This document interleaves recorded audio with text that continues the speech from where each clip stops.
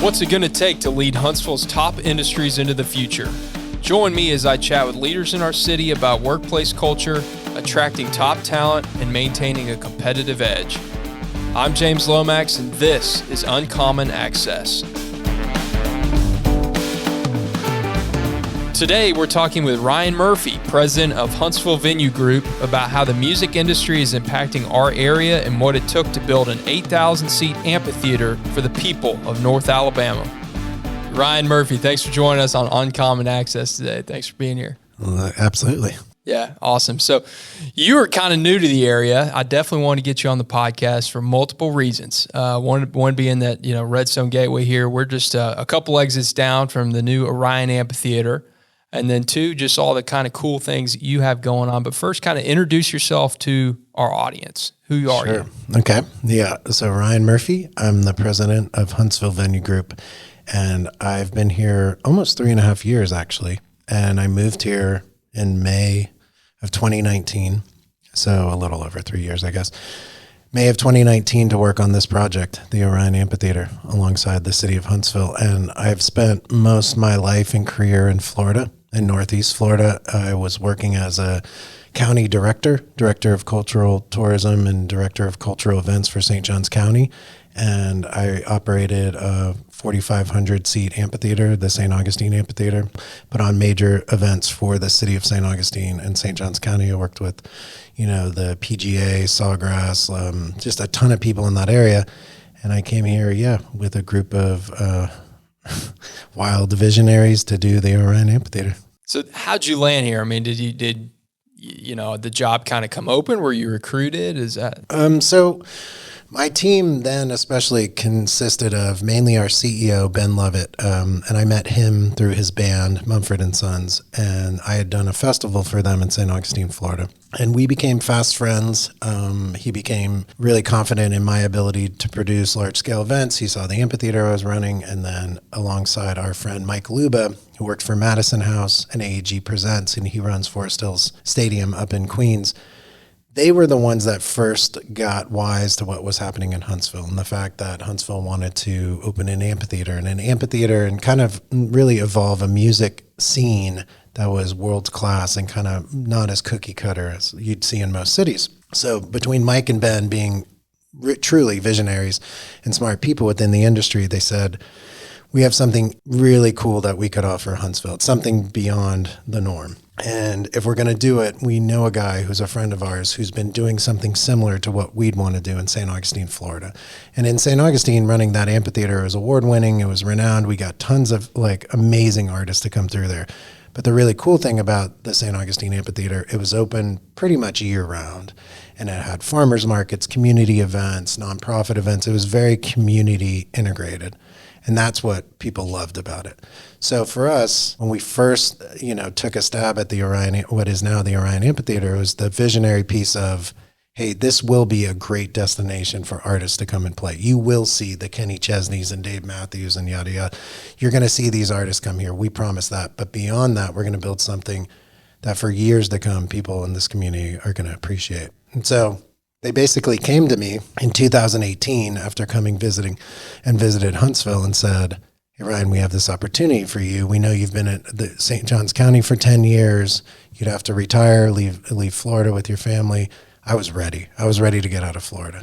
I spoke with my family and we were just like, we had made an agreement. Let's get out of Florida. We're sick of the weather. We're sick of so much stuff for us. And so they offered the opportunity. And when they told me it was Alabama, I said, absolutely not. We're not moving to Alabama.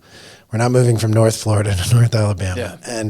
And people said, have you ever been there before? Ben and Mike were like, have you ever been to Huntsville? And I said, no. So we came here, we drove over from Mentone. The sun was rising on the Tennessee River. It was like, wow, what is this? And then, we pull into Huntsville and we're looking at Montesano and we're looking around, we're at Big Spring Park and we go to get coffee and we're like, this is not what I expected. Right. And Lauren, I turned to my wife, Lauren, she's like, I think we could do this, know?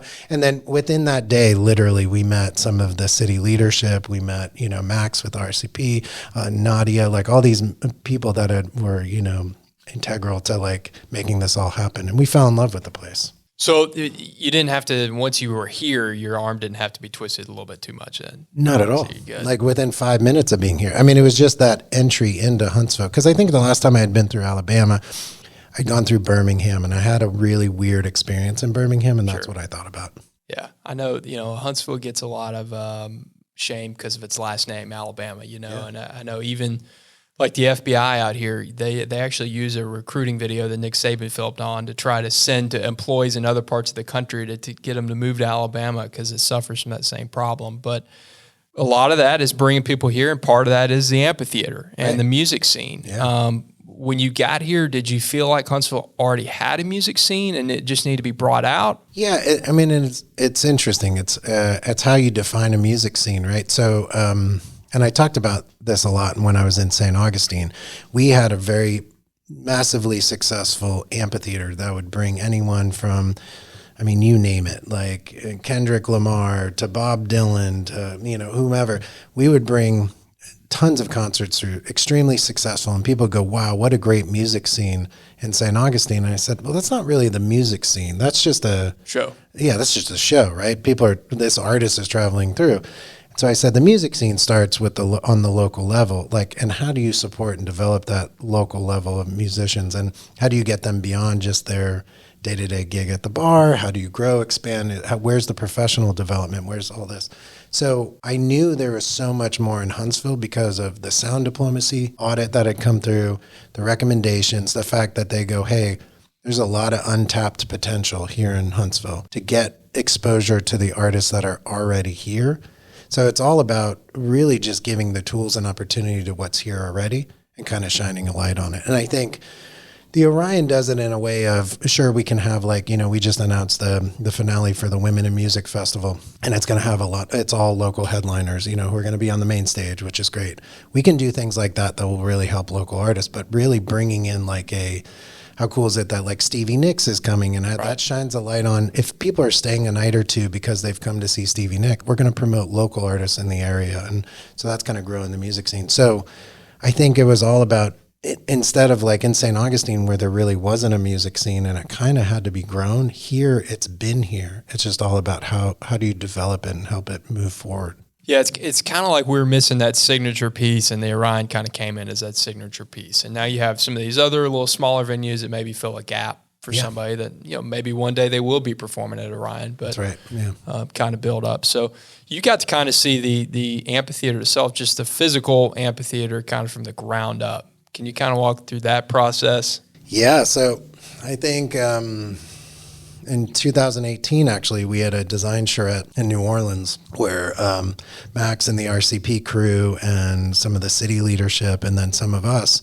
went. And we went to New Orleans because Mumford & Sons happened to be playing a festival. That's where we could get Ben.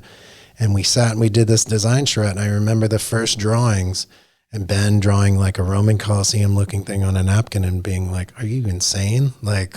Why would we build that?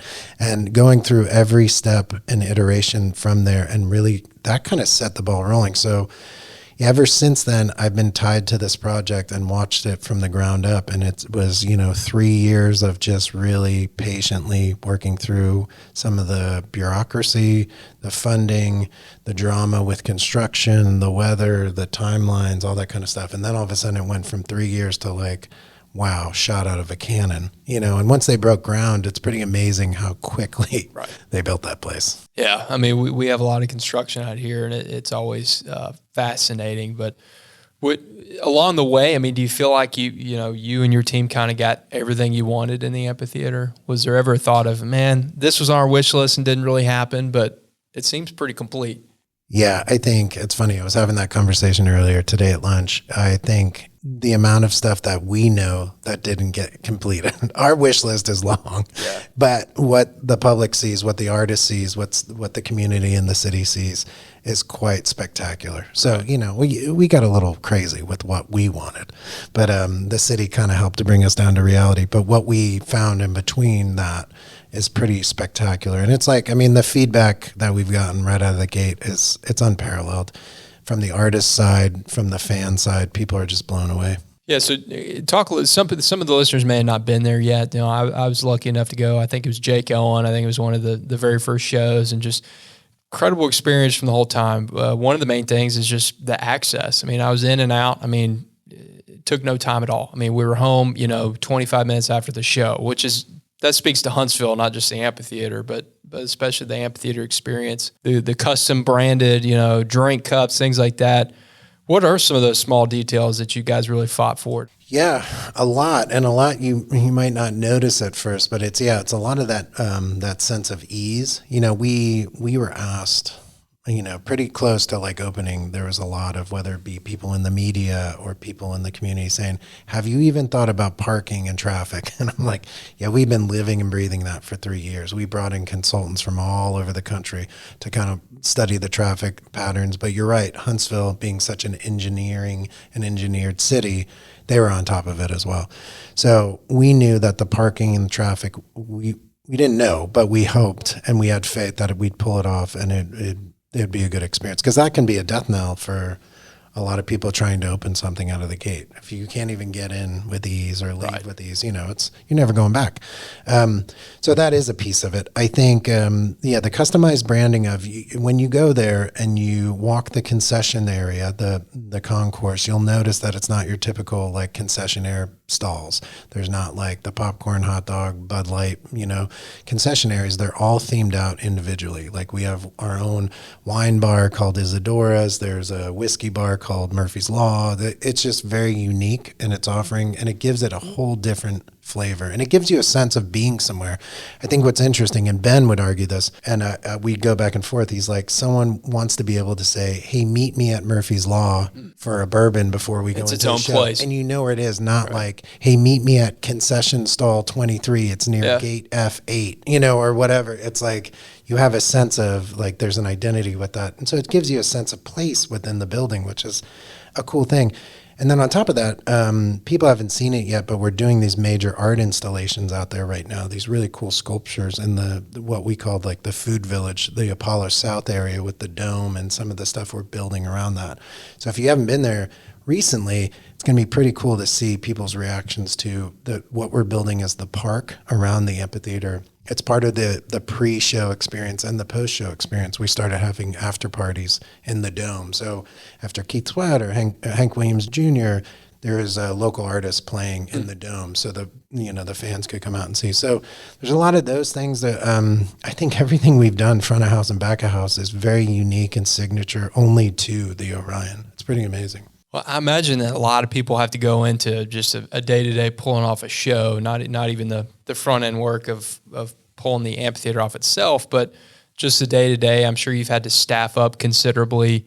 How have you found those people? I mean, is there a certain type of person you're really looking for to help share that culture? Yeah, it's that was such an unknown. Huntsville's not known to be like a hospitality hub. Right. And so we knew we could import really solid like music industry people, venue management people, et cetera.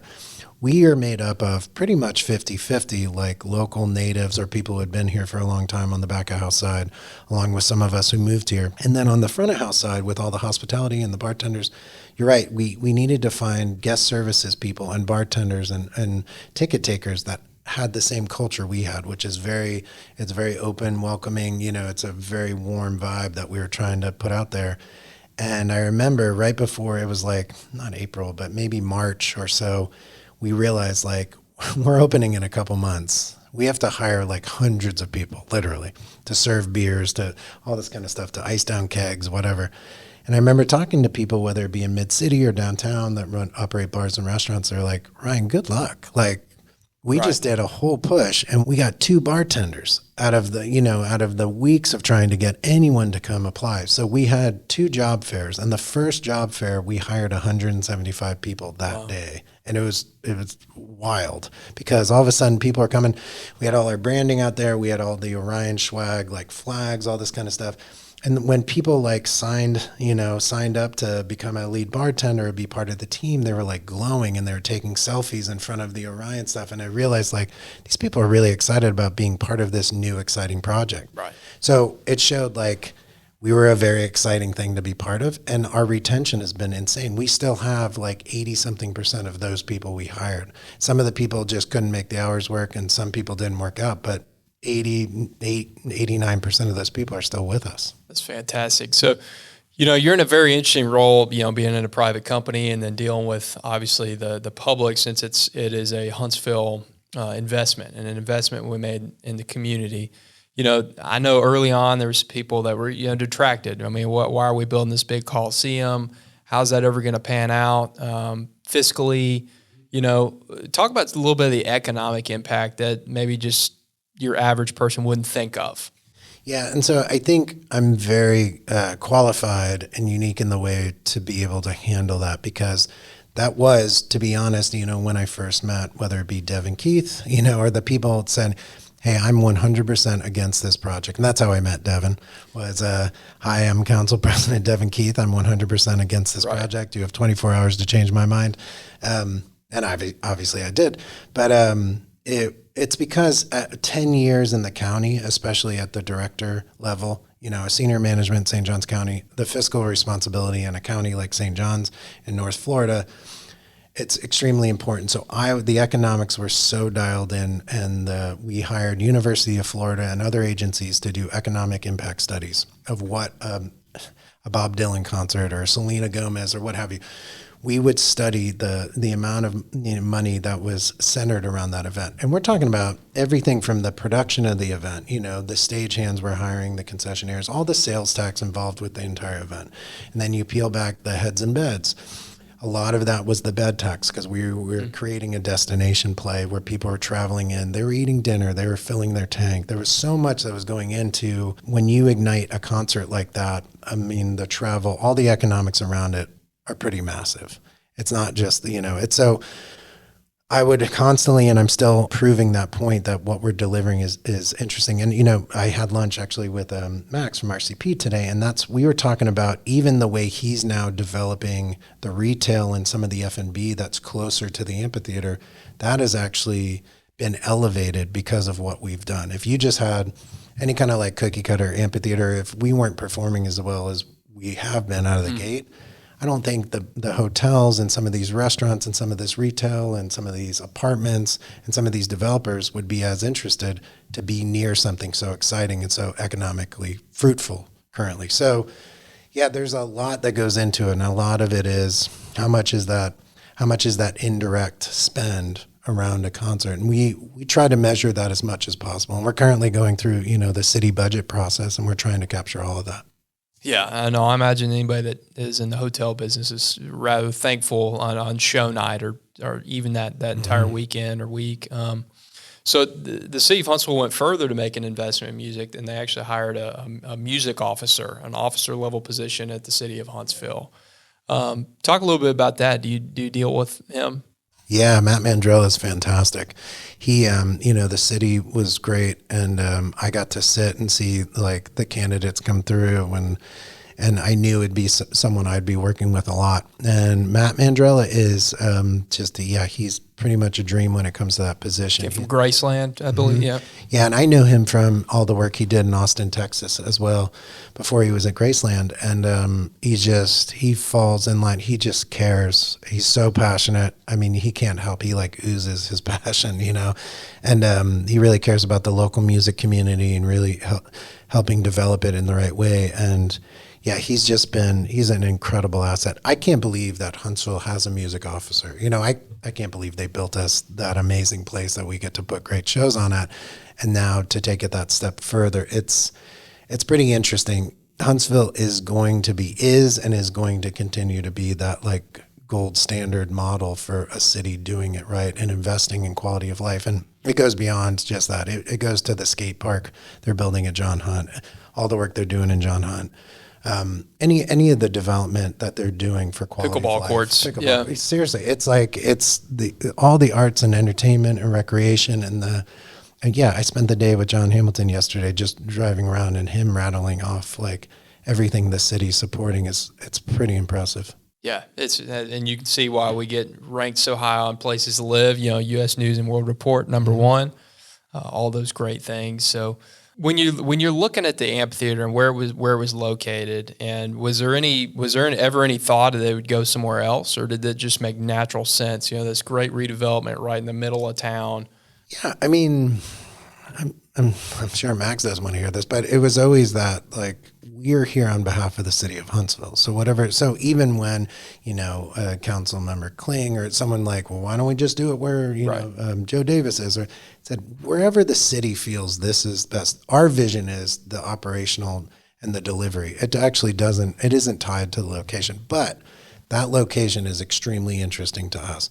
And we really like what Mid-City is, the vision for it, what it plans to be, the park aspect of it, all the stuff that Max and his crew had been doing. That was very appealing to us, and we liked what they were doing. And the story of it just being the mall.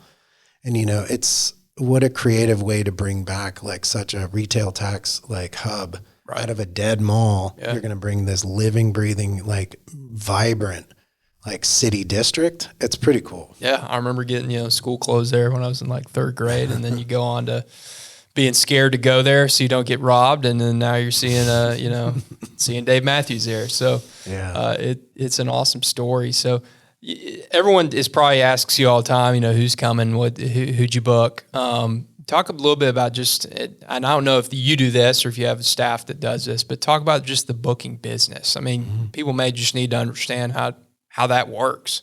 Yeah, it's people want to know all the time who's coming, for sure. But it's not all me, but it's primarily me steering a lot of that. And the reason why I feel it's gone well is because between myself, Ben Lovett, Mike Luba, the people who have been doing this for a long time, we've spent the last couple of years really getting out to the industry and saying, hey, you may not know about this place called Huntsville, Alabama, and you may not know yet about this place we're building, but it's going to be a place that you're going to want to play.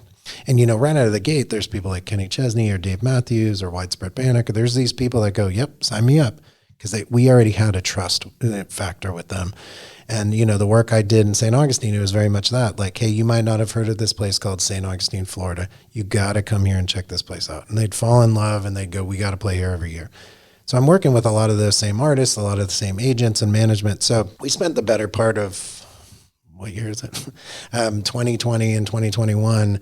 We spent both those years really going to you name any artist or any agent or management or promoter. We went out there and we just totally workshopped the Orion and what it was about and the vision. And it was interesting because we would spend probably like sometimes 20 minutes, sometimes an hour talking about the whole project. And we'd start with Huntsville, Alabama. And let us tell you about this great place, Huntsville, Alabama. And we tell the history of Muscle Shoals and how it related to the space program and blah, blah, blah. And halfway through doing all that, people had already gotten wise to like, we know about Huntsville. Tell us about the building, and what you're creating.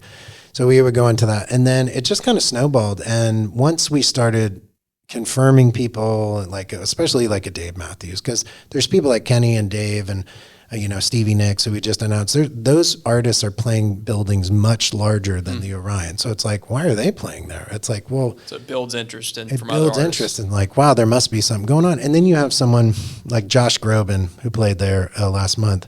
He had never played the state of Alabama, and he from stage is like, this is the most gorgeous building and the best sounding building I've ever played. And, and I'll tell you the Stevie Nicks one is genuinely, she had already booked her tour. And she had heard how great the Orion is, which is awesome because we've been open 3 months. Her management was talking to the agent saying, see what dates they have open in October. And lo and behold, it happened to be Halloween, which is great for Stevie Nicks. But she's like, I got to play there. So that was like already, that's kind of makes my job easy. We already have the reputation of being this fantastic venue that the artists love to play. And so that is kind of key. You can throw whatever money you want at an artist, but if you get them to really fall in love with a city and a building and their experience, they're going to want to come back no matter what they're getting paid. I mean, what they're getting paid counts, but it's that like, that's a lot of, it's the booking part of it is the most interesting to me because it's very political. Sounds relationship based. Yeah. But it's like, there's big corporate promoters. There's Live Nation who controls so much of that industry, and then AEG, and then, you really get in the weeds with some of this stuff. And but really, it boils down to relationships. That's who you can call. And like I said, having a partner and CEO like Ben Lovett, his Rolodex being in Mumford & Sons is pretty deep. He can go, well, just, I'll call Dave Matthews and have him go play or whatever. Yeah, that's a built-in benefit. And I fully expect a band of horses to write a song called Huntsville, since they enjoyed St. Augustine so much. That's true. So I mean, I've noticed that there's some shows that aren't necessarily music. I think Neil deGrasse was out there. Yeah. Is there anything else planned like that to try to bring in people that may not be concert goers? Yeah, there is. So I think it's interesting. I think I like the variety we have had this year, but it gets much deeper next year. And we're already looking at whether it be different like orchestra like type shows, or different film series, or different speaking engagements. There's some people we just had to crack it open so they understood. Like Neil deGrasse Tyson was actually really hard to get, because he's like, listen, his team was like, he's never done this outdoors. Like, it's not an outdoor show. And I was like, yeah, but it is in Huntsville, Alabama, underneath the stars in the Orion Amphitheater. It's like, yeah, it sounds good, but it seems kind of daunting. He's used to smaller theaters, or like even, some at the VBC. So we really pushed. And by the time he performed, we took a bunch of pictures. And he loved not only the experience, but he loved the way it looked. And he had one of the pictures we took of him speaking on stage, and he had it framed, and we sent it to his mom because he was so proud of it. He's like, it's the first time I've ever spoken at an amphitheater, and in Huntsville, Alabama. And it was just really cool. And he got a pretty in-depth tour of NASA that day, and, all the nerdy stuff. That was fantastic to have him here. But yeah, we have a lot more of that. We have some interesting, like really dynamic things we're building into next year's programming. Very cool. So, you mentioned one. There are some other music venues in the market. Do you find that it is kind of a competitive thing, or is it something where you're trying to work together? Maybe this show doesn't work for us, but it works at Mars, or even Trash Pandas or something. Sure. I don't know. No, there was an initial probably 10 seconds of like, who are you? Kind of thing, right? And then with Steve and Mike in particular over at the VBC, we became fast friends, and it was quickly realized that we're all trying to do great work for this community, and anything we were doing that could help them and vice versa, whether it's share resources and communication and, hey, I heard this artist is coming. No, but we have that relationship with them now. Neil deGrasse Tyson, here's a great example. That night that we thought, we actually had to reschedule him for a few days because the weather got a little weird that night, and we weren't sure. First person I called was Mike Vodacek at the VBC, and I said, hey, is one of the rooms open? We might have to move this show. And Mike goes, you know what, man, the arena's actually open, and there's chairs out, and there's a PA out. Like, here's what we need to do it done. So Mike and I started strategizing even how to even move the show. That's the kind of relationship we want and need to have. There's no reason for us to be competing against each other. We're two entities working on behalf of the city, city funded. Right. And so there's shows that are going to work at the VBC that you'd never want to try to pull off at the Orion, and vice versa. So it works out well. Very cool. So you've been here, as you said, about 3.5 years now. What are maybe your top 3 favorite things about Huntsville? And then what's maybe one thing you wish could change? Oh. So top 3 things. There's a lot of, so I live on Montesano, and that's in the top 3 for sure. I have 2 little ones, and I think raising a 6-year-old and a 4-year-old right now, Huntsville, Alabama seems like such a great place to be doing that. So that's a huge thing for myself, my wife, and my family. Huntsville is like, it's just, I didn't know how much I loved hiking, being in the forest, just doing the things that Huntsville does. So there's that. I think Huntsville is probably one of the friendliest places in a way that's so genuine and curious. And I've never experienced that before. You don't get approached with this, like, what do you want from me? Like, what is this about? Like, right. There's not an immediate question. That's just kind of shocking to me sometimes. So there's that point. And then there is like a true love and passion for the music. So being in the music side of things, so deeply entrenched in it, there is such a value put to people who are interested in creating music and creating industry around music. And so Huntsville's a really special place. I mean, those are only 3 of probably a million things I love about Huntsville.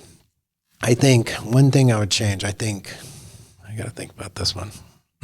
I do think on the culinary side, I think there's some good restaurants here, but I think that's something that I'm always interested in because I think it's coming.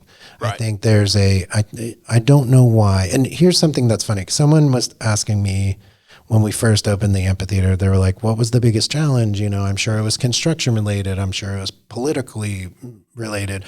I said, it was none of that. The challenge that I kept on running into was us saying, whether it be the concessions or how we're designing the place or how we're going to operate, I was like, here's where we want to raise the bar and here's what we want to deliver. And people go, Ryan, you can bring it down a few notches. This is a very gray, boring, cheap, engineer-driven town. You're going to have a bunch of engineers who are cheap. Like it was this weird, it was a weird thing. It's like they want dinner at Applebee's, and they're going to go back to, it was just this like it was this weird thing. It was just like, no, we got to, like every time we're told that, it makes us want to even more push and push and push.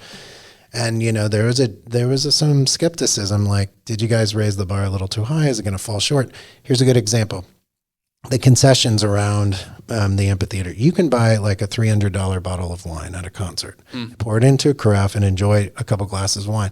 People are like, who's going to buy a $300 bottle of wine at a concert or a $50, glass of like really nice whiskey? A lot of people are. And what's crazy is that's what's driving so much of the sales at the bars are these really nice products. So we kind of pushed back, and it's proven people actually have discerning tastes in Huntsville, Alabama, right? So to that, it goes back to like, I think the one thing I think on the food side, we have an opportunity now to really push the culinary scene and bring in some really cool chefs. I know Birmingham has it. Nashville has it. There's cities who are known for that. I think it's coming. With music and art comes a lot of appreciation for like food and beverage. Fantastic. Well, is there anything else that you wish people would know about Orion Amphitheater other than obviously come visit? Yeah, come visit. Now, keep an eye on what we're doing. I think we have a lot of stuff going in. We're going to be open pretty much year round. So if we're not doing events within the Orion Amphitheater, within the bowl, we're going to be doing stuff that kind of lean into the whole vision of what the park is going to be to the north of us. And yeah, we're going to continue to do that. And, we're also coming online with our project downtown in the spring with the lumberyard. So it's going to be really exciting. Very cool. Thanks for coming on, Ryan. Yeah, thanks, James. Thank you for listening to this episode of Uncommon Access. Our podcast is produced by Redstone Gateway, where the future works. You can find Uncommon Access on major podcast platforms such as Apple Podcasts, Spotify, and Google Play. You can find out more about Uncommon Access on redstonegateway.com/podcast.